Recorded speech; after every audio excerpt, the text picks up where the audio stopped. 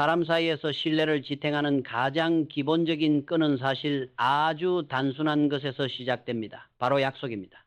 거창한 계약서나 화려한 맹세가 아니라 오늘 저녁에 만나기로 한 시간에 제 시간에 도착하는 것, 내일 전화할게라고 말한 뒤 실제로 전화를 거는 것, 이런 작은 행동들이 모여 관계를 단단하게 엮어줍니다. 그런데 안타깝게도 저는 살아오면서 약속을 가볍게 여기며 아무렇지 않게 어기는 사람들을 종종 보았습니다. 특히 겉모습은 밝고 친절해 보이지만 실제로는 말과 행동이 따로 노는 여성들을 만난 적이 있습니다.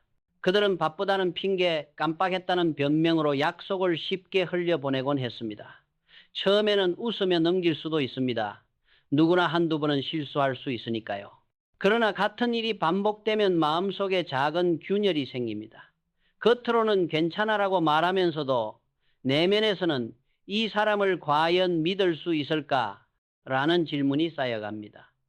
신뢰는 한순간에 무너지는 것이 아니라 작은 약속들이 반복적으로 어겨지며 조금씩 허물어지는 것입니다. 마치 튼튼해 보이는 댐이지만 미세한 균열이 계속 넓어져 결국에는 큰 붕괴로 이어지는 것과 같습니다. 저는 과거에 한 여성을 알고 지냈습니다. 그녀는 처음에는 주변에서 정말 활발하고 사람 좋아한다라는 평가를 들었습니다. 하지만 시간이 지나면서 약속을 잘 지키지 않는다는 사실이 드러났습니다. 중요한 미팅이든 단순히 점심 약속이든 그녀는 늘 이유를 대며 빠지거나 지각했습니다. 한두 번은 이해했지만 반복되자 결국 아무도 그녀를 의지하지 않게 되었습니다. 저는 그 과정을 가까이서 지켜보며 약속을 소홀히 하는 태도가 결국 사람을 고립시키는 힘이 있다는 것을 절실히 깨달았습니다.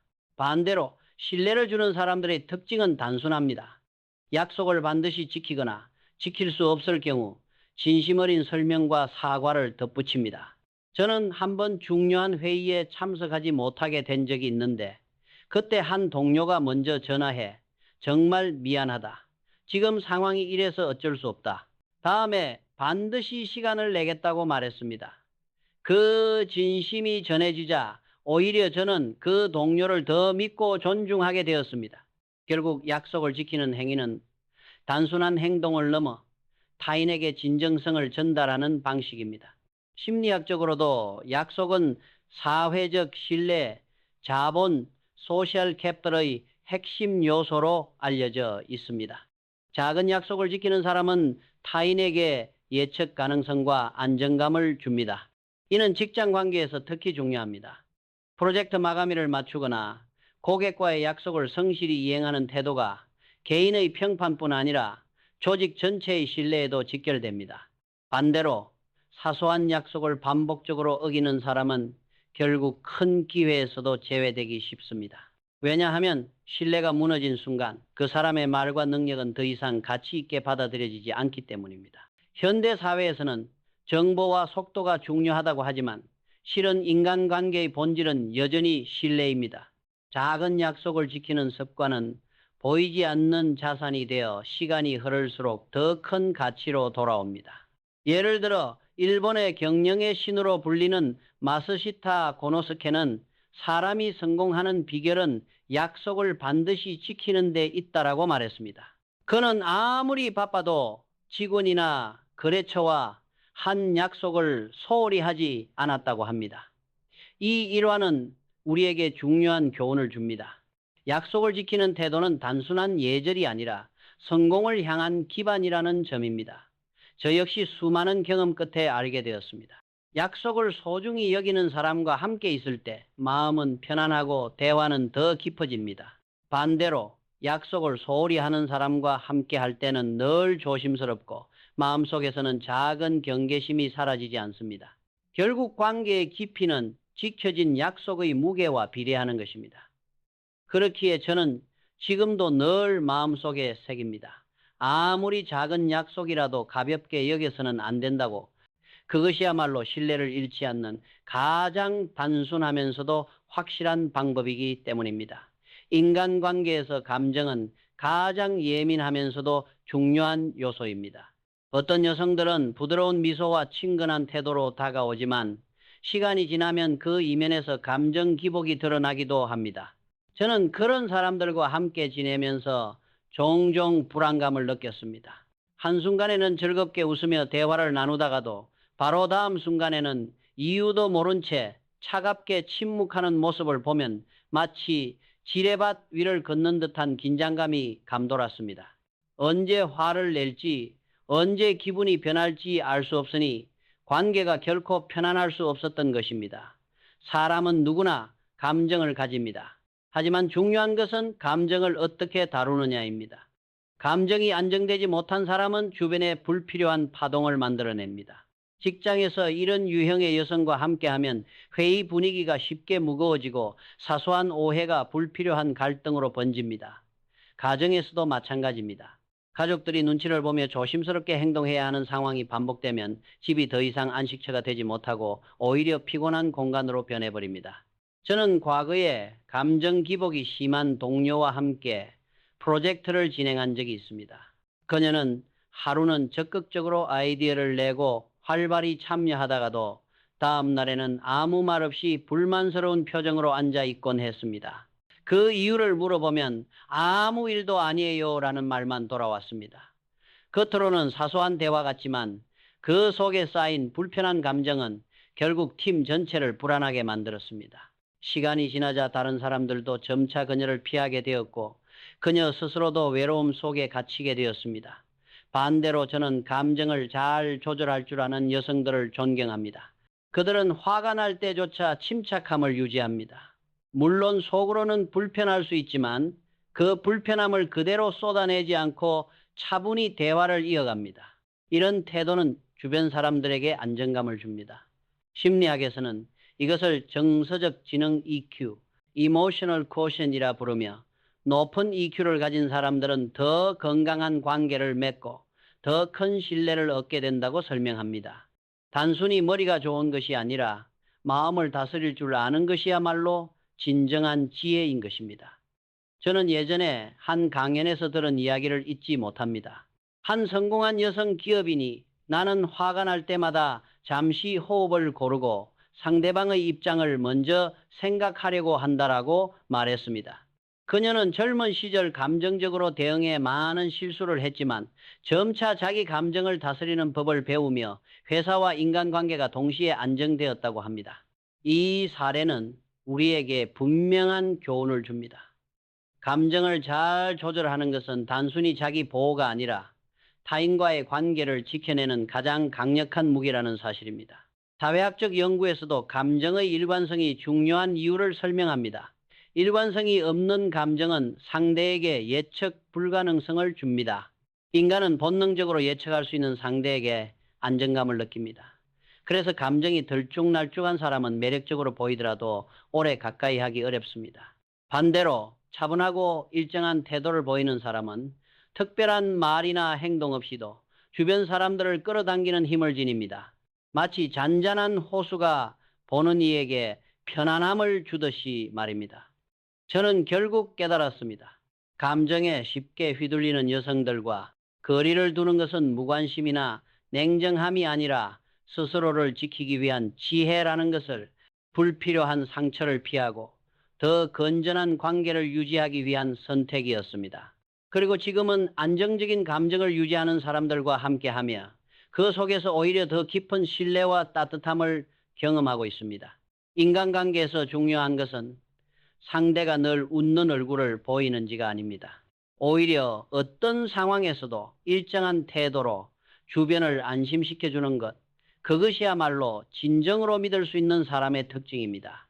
감정을 다스리는 사람은 자신뿐 아니라 주변 사람들까지 편안하게 합니다. 그렇기에 저는 늘 스스로에게 묻습니다. 오늘 내 감정이 누군가에게 불안감을 주지는 않았는가? 이 질문 하나가 관계를 지켜내는 가장 중요한 열쇠라는 것을 믿기 때문입니다. 인간관계에서 가장 씁쓸한 경험 중 하나는 누군가가 나를 필요로 할 때만 다가오고 그 순간이 지나면 아무렇지 않게 사라지는 모습을 보는 것입니다. 저는 이런 사람들을 여러 번 마주쳤습니다. 처음에는 단순히 바쁜 탓이라 생각했지만 반복되다 보니 그들의 미소 뒤에 숨겨진 진심을 의심하지 않을 수 없었습니다. 도움을 원할 때는 다정하고 따뜻하게 다가오지만 더 이상 얻을 것이 없다고 판단되면 연락조차 하지 않는 태도는 결국 이용이라는 단어로밖에 설명되지 않았습니다. 한 번은 직장에서 큰 문제에 봉착한 동료를 도운 적이 있습니다. 그녀는 당시에는 저에게 고마워하며 웃었고 여러 번 감사의 인사를 전했습니다. 하지만 문제가 해결되자마자 그녀의 태도는 완전히 달라졌습니다. 복도에서 마주쳐도 모르는 사람처럼 지나쳤고 다시는 연락이 오지 않았습니다. 그 순간 저는 인간관계가 얼마나 허무하게 무너질 수 있는지를 뼈저리게 느꼈습니다. 관계라는 것이 결국 필요할 때만 존재하는 것이라면 그것은 관계가 아니라 일시적인 거래에 불과합니다. 사회학에서는 이런 현상을 거래적 관계, transactional relationship이라고 부릅니다. 거래적 관계는 단기적으로는 효율적일 수 있습니다. 서로의 필요가 맞아떨어질 때는 빠르게 협력할 수 있으니까요. 그러나 진정한 신뢰와 유대는 이런 관계에서 결코 자라지 못합니다. 반대로 관계적 자본 relational capital은 이해타산을 넘어서 서로의 존재 자체를 존중하고 필요하지 않은 순간에도 함께 하려는 태도에서 쌓입니다. 저는 이 차이가 인생에서 엄청난 격차를 만든다고 생각합니다. 현대사회, 특히 SNS에서 이 현상은 더 뚜렷하게 나타납니다. 많은 사람들이 필요할 때만 메시지를 보내고 자기에게 유리한 순간에만 좋아요를 눌러줍니다. 온라인상에서 관계가 마치 소비처럼 이루어지는 것입니다. 그러나 이런 피상적인 연결은 오래가지 못합니다. 언젠가는 상대방이 진심이 아님을 깨닫게 되고 그 순간 신뢰는 돌이킬 수 없을 만큼 무너집니다.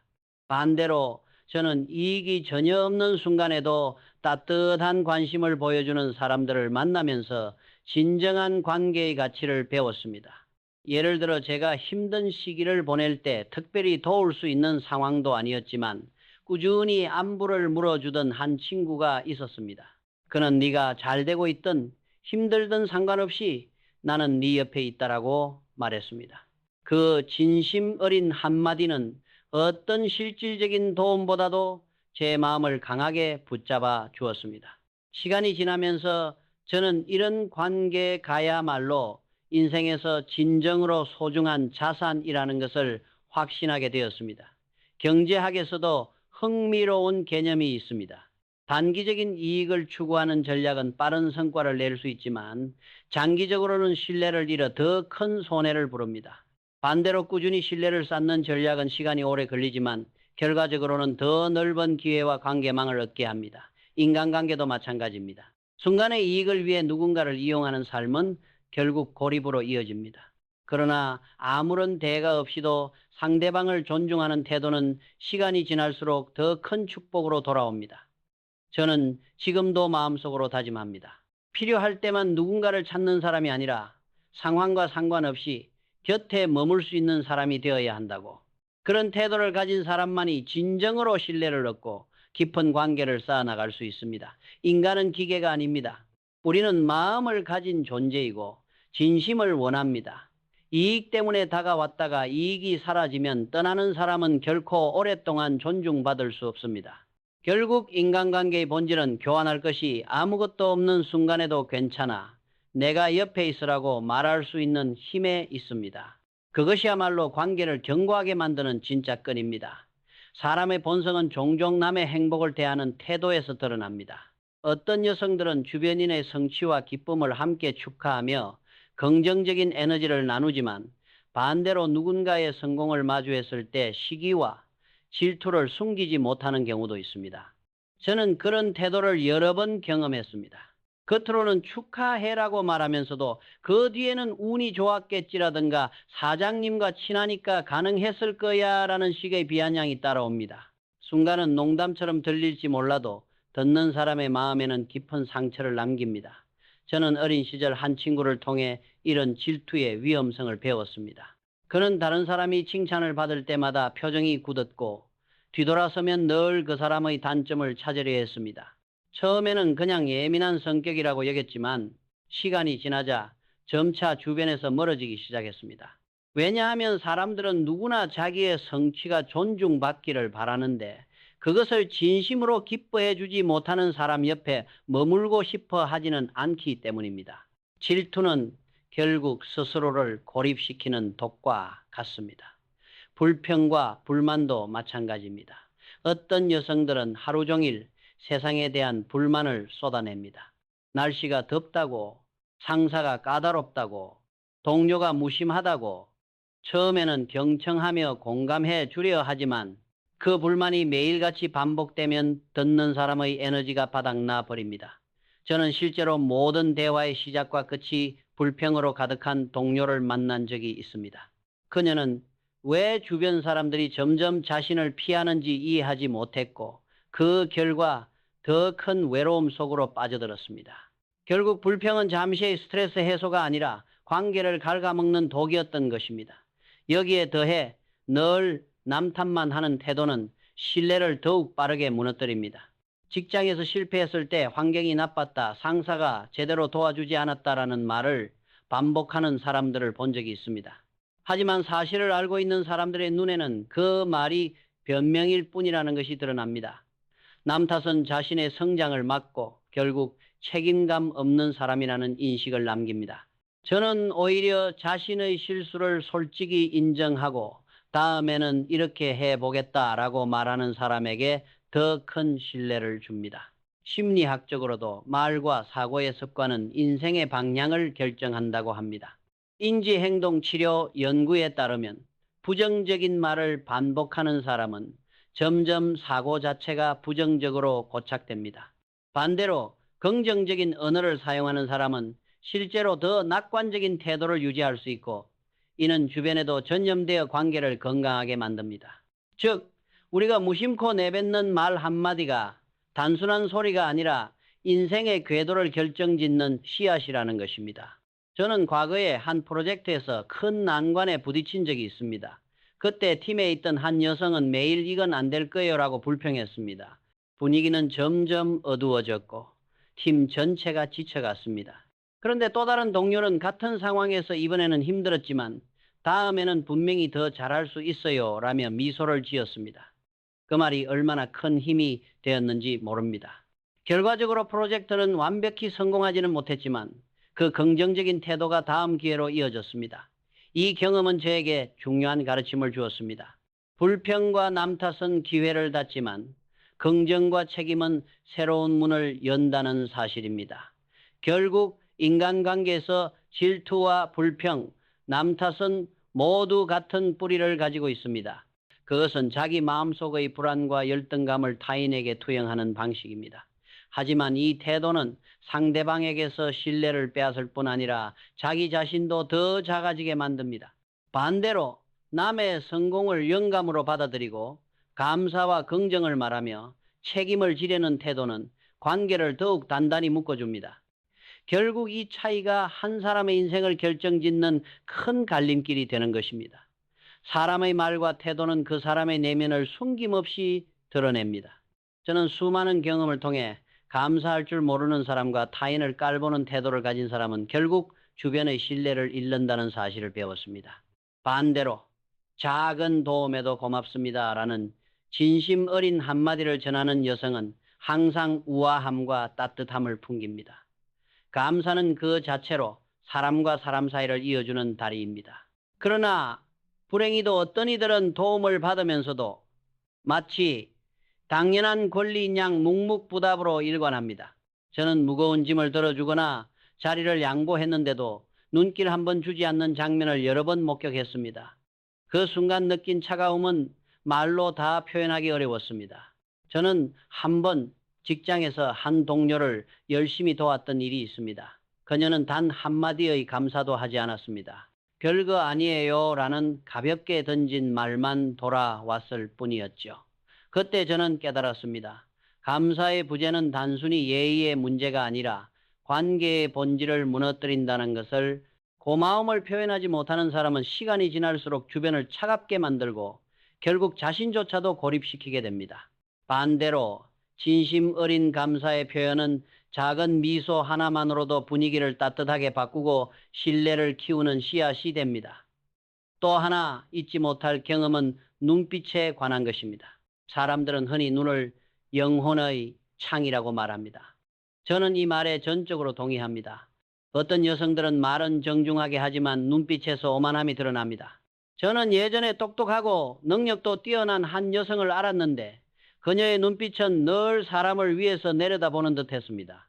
회의 중에 나이가 많은 동료가 발언하면 눈을 굴리거나 상대방의 말을 무가치하게 여기는 표정을 지었습니다.